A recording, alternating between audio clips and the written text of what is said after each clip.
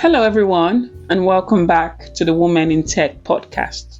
My name is Rebecca Bird, and on today's episode, we will be looking at the psychology of a woman who refuses to quit. What do you do when you try and it doesn't work?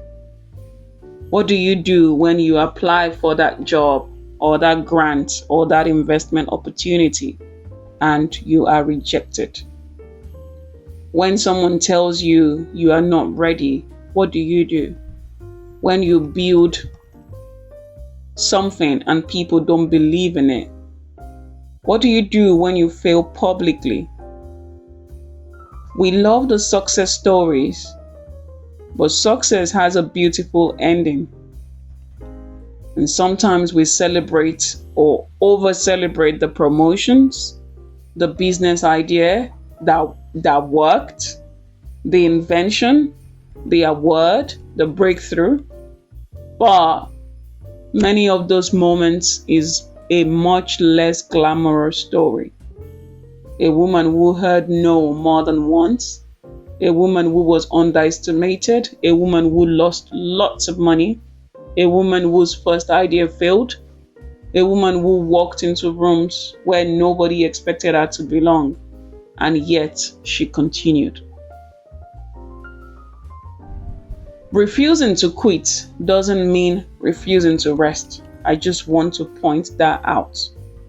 It doesn't mean tolerating abuse. It doesn't mean staying in a situation that is destroying you. And it certainly does not mean believing that every door must eventually open. Sometimes resilience means changing direction or pivoting. Sometimes it means walking away. Sometimes it's okay to acknowledge that this version didn't work. Let me build something else. What matters is that the setback doesn't get the final word. Why does rejection hurt so much? When you see that email, we have chosen another candidate, or unfortunately your proposal wasn't successful, or you see we're not interested, you don't have enough experience, someone else was a better fit. On paper, these are ordinary sentences, but inside our minds, the thoughts linger. Maybe I'm not good enough. Maybe I'm not talented enough. Maybe I should stop trying. And that's where rejection becomes dangerous, because we take an event and turn it into an identity. The event says, I didn't get this opportunity. The story we then tell ourselves is, I'm not good enough. I knew I was going to fail in the first place. I would like to remind you, you were rejected. That doesn't mean you are unworthy. Your proposal failed. That doesn't mean you are incapable. You didn't get the promotion. That doesn't mean you are not capable of leadership. A rejection can actually become information. Maybe you need a new skill. Maybe your approach needs to change. Maybe the timing was wrong. Maybe you need to set boundaries. Maybe the organization was not the right environment for you. Maybe someone else simply had more experience for that particular opportunity. The rejection still hurts though, but it doesn't have to be wasted. Rejection can actually be turned into a fire inside of you that will burn anybody on its way for the next opportunity. So the question really is not, what's wrong with me? The question should be, what can I learn from this? Let's look at a few examples of women who kept going despite being rejected. Someone like J.K. Rowling. This woman was rejected many times before Harry Potter became one of the world's most recognizable literary franchises. Her manuscript faced rejection so many times. It's hearing no without allowing someone else's decision to become your definition. Let's look at Sarah Blakely, the founder of Spanx. Before the company became a global brand, she faced rejection and uncertainty while developing an idea that many people did not initially understand. But she developed a very different relationship with failure. Instead of seeing failure as something shameful, she learned to see it as part of experimentation. And that is a very powerful tool, because if failure is something you are ashamed of, you will avoid situations where failure is possible. But if failure becomes part of learning, you become more willing to try. Then there is Oprah Winfrey. Her early career included a major professional setback when she was removed from a television anchor role. But that moment didn't become the end of her career.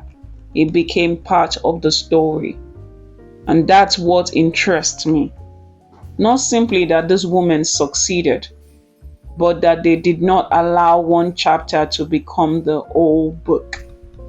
Think about that. You may have failed at something, but you are not a failure.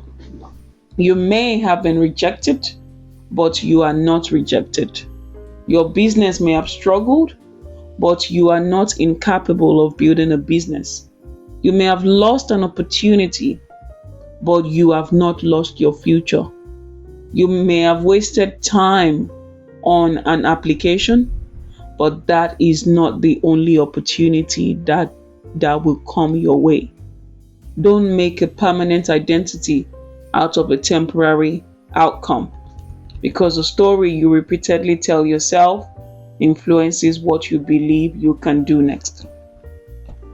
Let's look at the moment after failure. When you open that email and then you see the first line, unfortunately, this application was rejected. The numbers are not what you expected. The opportunity goes to someone else, and then you are alone with your thoughts lingering. That is often where the real battle begins. You might feel disappointed, embarrassed, angry, heartbroken, exhausted. And I want to say something very important. Allow yourself to feel these emotions. Allow yourself. Please, if you would like to cry, cry. You can be disappointed and still be resilient. Resilience is not pretending that something did not hurt. You can admit that you are exhausted and still be resilient. The danger is when pain becomes a permanent conclusion. I failed, therefore I should never try again. Instead, try asking, this hurt. What can I learn from it? Move from judgment to curiosity. Instead of asking what is wrong with me, ask what can I do differently? Instead of asking why does this always happen to me, ask yourself what is within my control. Instead of asking how do I prove everyone wrong, ask yourself what do I actually want to build? Because sometimes we ambitious women, we fall into the trap of overachievement. We take on more, we work harder, we push further, we try to prove that we belong. But you shouldn't have to destroy yourself to prove that you deserve a seat at the table. Real resilience includes boundaries. It comes with boundaries. It includes rest. It includes asking for help. And sometimes it means saying to yourself, I want to win, but I don't need to bleed for every victory. So, what makes a woman want to try again? after you've spent hours on an application and then it was rejected, what makes you want to try again? Or what would make you want to try again? One answer is purpose. When the reason behind what you are doing is meaningful, when you believe in what you are building and what you're working on, setbacks become easier to put into perspective. Another is support. And here is something we don't talk about enough. Resilience isn't always an individual achievement. Sometimes resilience is a community achievement. The community behind you saying, try again. The community behind you saying, we still believe in you. So find your people, build your network, and don't try to carry everything alone. Another point is self-efficacy. The belief that your actions can influence what happens next. Notice the difference. You don't have to believe that I will definitely succeed. You need to believe what I do next can make a difference. That means you can learn the skill, improve the proposal, call another customer, apply again, change the strategy, ask for feedback, build a better team, try another route. And slowly your brain starts collecting evidence. I survived that. I learned from that. I handled that better than I did last time. That is how genuine confidence develops. Not through motivational quotes, through evidence. Refusing to quit. What does it really mean? Does it mean staying? Now, I want to pause here because the phrase never give up can sometimes become dangerous advice. There are moments where persistence is courageous. There are moments where persistence means keeping yourself trapped in the wrong situation. A woman who refuses to quit does not necessarily stay on the same road forever. She may change the road. She may change the business idea. She may change careers.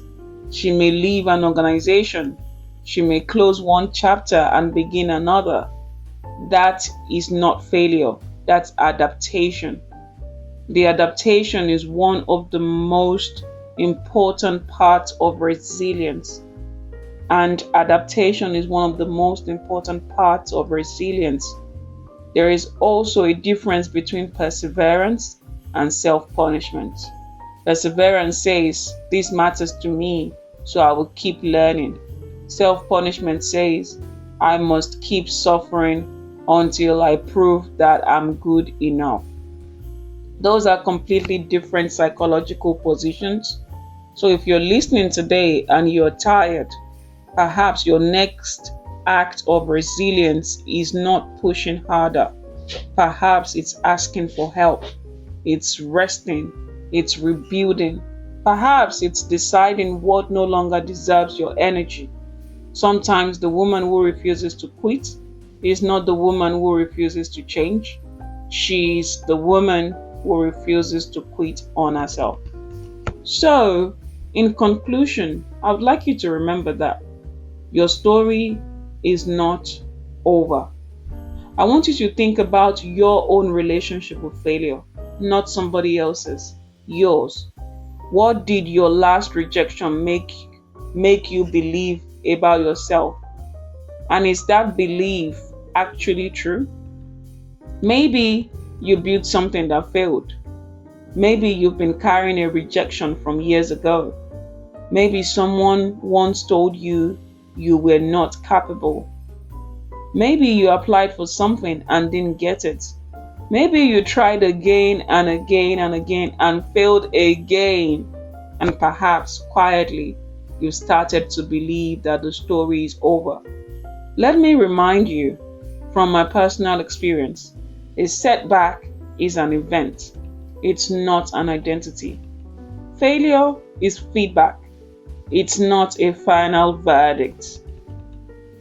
The women whose stories we celebrate did not become extraordinary because life stopped rejecting them. They became extraordinary because rejection did not get to decide what they attempted next.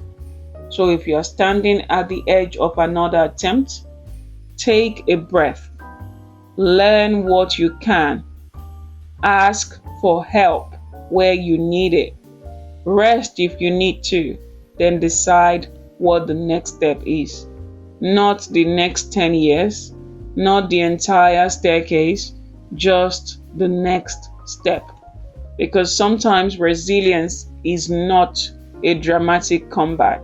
Sometimes it's simply waking up tomorrow and deciding that your story deserves another chapter.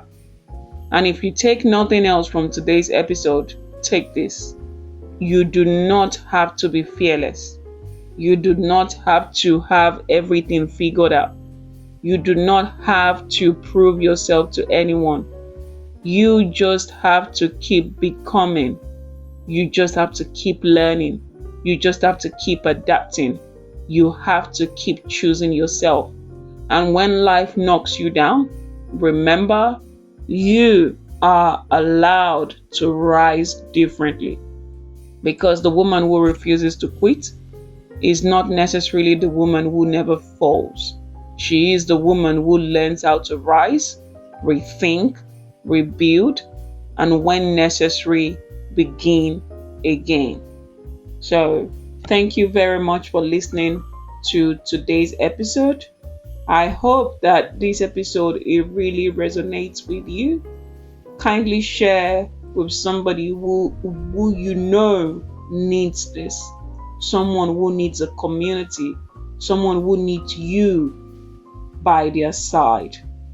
And remember, your setback may be part of your story, but it does not get to write the ending. Enjoy the rest of your day.